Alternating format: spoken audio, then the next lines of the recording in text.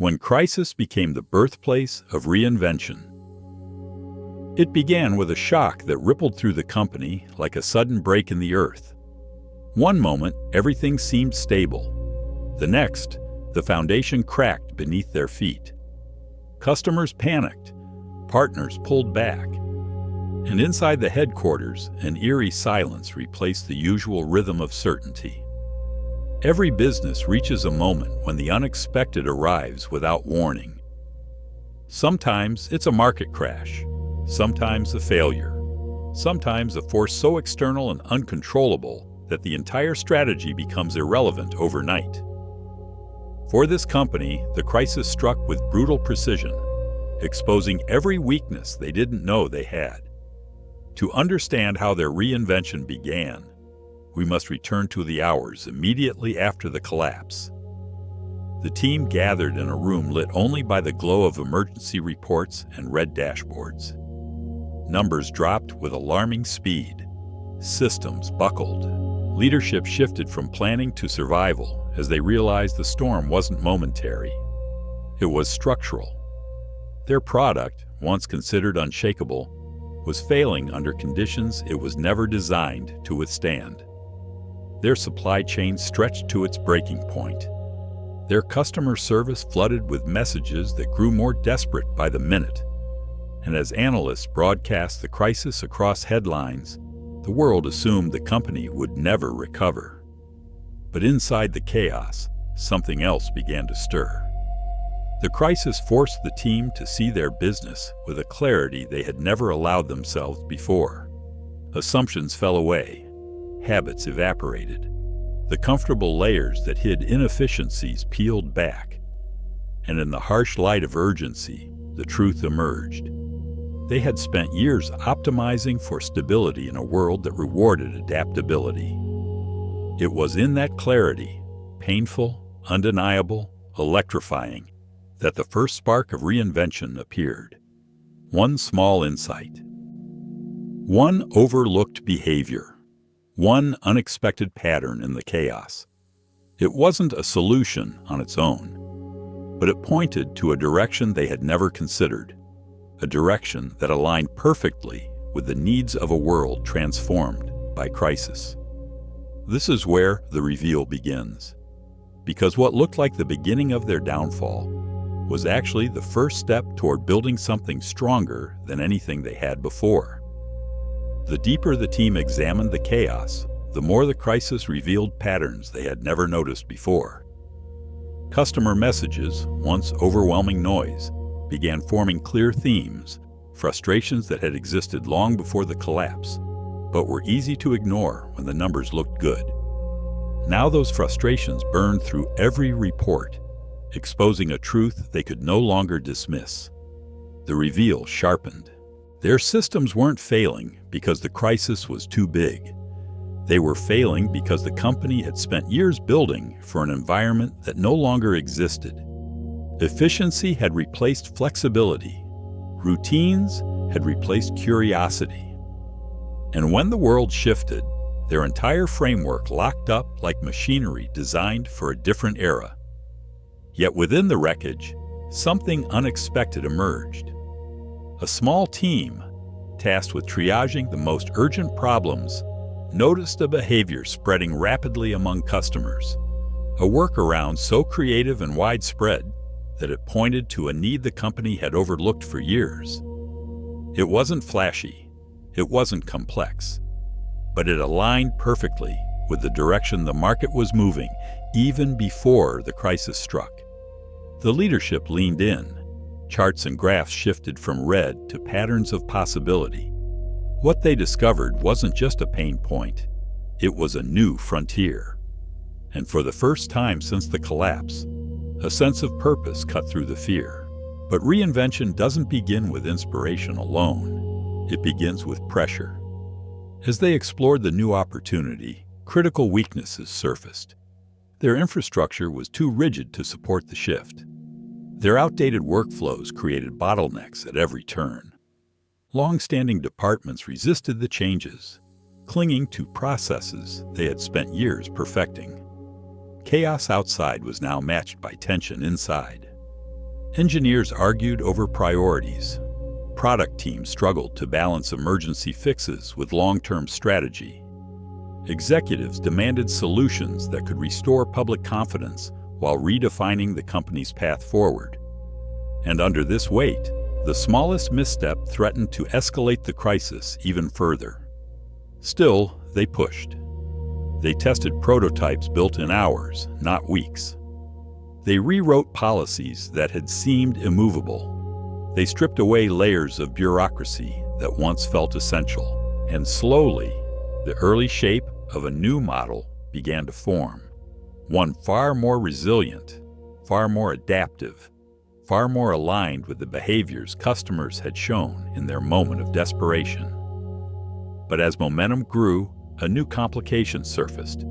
The solution customers needed most depended on a part of their system untouched for years, a foundational piece of infrastructure so deeply embedded that modifying it risked destabilizing everything still holding together.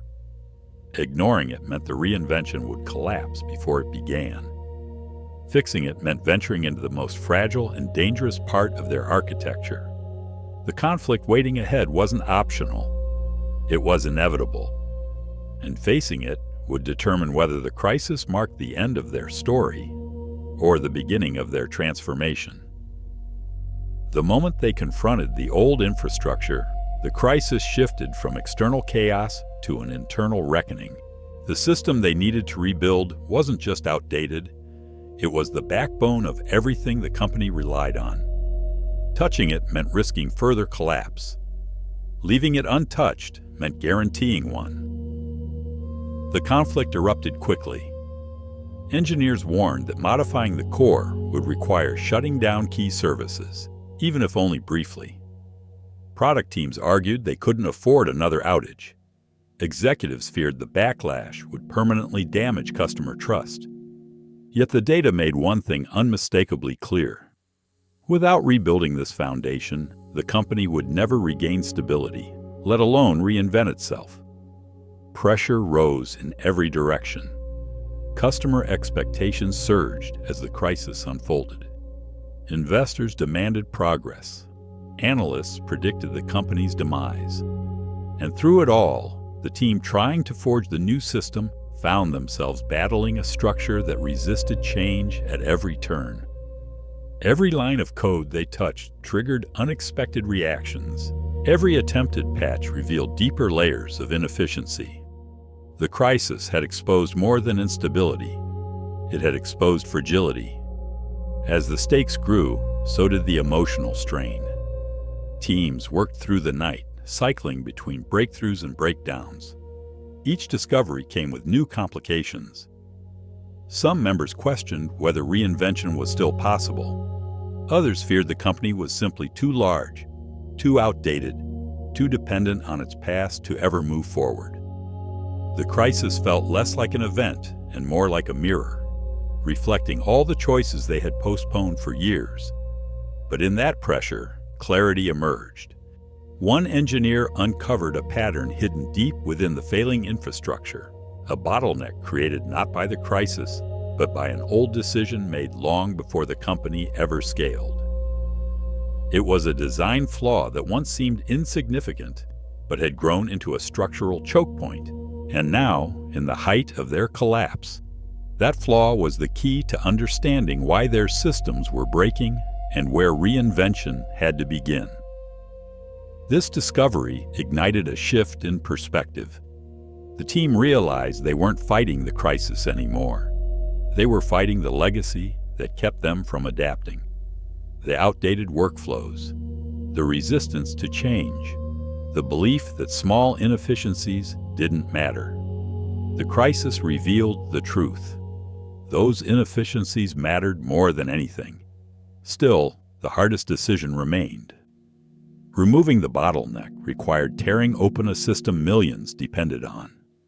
The potential gains were massive, but the risks were terrifying. One wrong move could deepen the crisis beyond recovery. The emotional peak hovered over the room as leadership gathered to make the call. Silence, tension, the weight of every failure and every possibility pressed against them. And then, The decision was made. They would do it. They would tear out the old foundation and rebuild it under pressure, not because it was safe, but because it was necessary. What happened next would determine whether the crisis marked their downfall or the moment everything changed. They initiated the rebuild with a precision born from desperation and determination. The old subsystem, brittle, stubborn, and deeply intertwined with everything the company did, was finally exposed to the light. Engineers mapped it piece by piece, untangling years of shortcuts and assumptions. Designers streamlined the flows that once trapped users in friction. And leadership, once hesitant, now stood firmly behind the transformation they had spent years avoiding. The work was grueling. Entire teams operated in rotating shifts, keeping progress moving around the clock. Every hour brought new challenges, unexpected dependencies, hidden bugs, mismatched data structures, fragments of the past resurfacing to remind them how long they had waited to confront this moment. Yet with each obstacle, the team grew more unified. They were no longer fighting to survive the crisis. They were fighting to earn their future. Then, in the early hours of a quiet morning, the new system came online. At first, nothing dramatic happened. No headlines, no viral excitement, just silence. The kind of silence engineers fear because it can mean something has gone wrong. But slowly, metrics appeared. Stability graphs leveled. Error rates dropped. Processes that once strained under minimal load now moved with effortless speed. The system wasn't just holding, it was thriving. And then the world reacted. Customers who had nearly given up returned. Response times improved. Features rolled out that had been impossible under the old architecture. The company didn't just recover, it exceeded its pre-crisis performance. What had once been a failing model now became a benchmark for resilience and adaptability. The crisis, once their greatest threat, had become the birthplace of a new identity. This was the climax, the moment a company on the brink of collapse transformed into a symbol of reinvention. Competitors who expected to watch them fall now struggled to understand how they had risen so quickly. Analysts adjusted their forecasts. Partners renewed their trust. And the industry, shaken by what it witnessed, quietly began questioning its own outdated foundations. But the deepest revelation came from within. The team finally understood that the crisis had not broken them, it had revealed them. It stripped away the complacency that masked their vulnerabilities and illuminated the path they were always meant to take. Reinvention hadn't been optional. It had been waiting behind every decision they postponed, every inefficiency they tolerated, every assumption they treated as fact. In the end, the crisis gave them something priceless: clarity. A clarity strong enough to rebuild not only their system, but their philosophy, their culture, their purpose. They didn't return to who they were.